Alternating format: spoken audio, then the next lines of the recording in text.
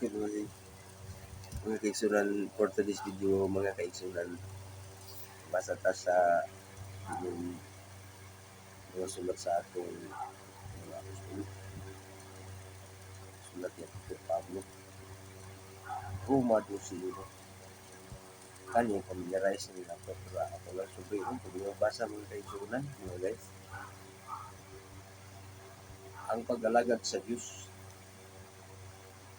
usa mga igsuon, tungod sa dakong kaluoy nga gipakita sa Diyos kanato, ang iuon ko kamo sa pagtupyan sa inyong kaugalingon ngadto sa Diyos, ingon nga buhing halad, balaan o makapahimutan niya, mao kini ang matuod nga pagsimba angay ninyong ihalad.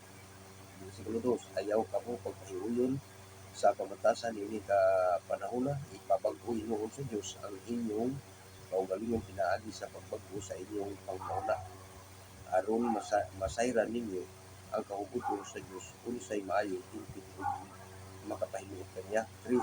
Kay tungod sa grasya sa Diyos nga gihatag kanako, sultihan ko kamo sultihan ko kamo tanan, ayaw isipa ang inyong kaugalingon nga labaw sa tinuod ninyong kahimtang Ginoon, ligtunga ang inyong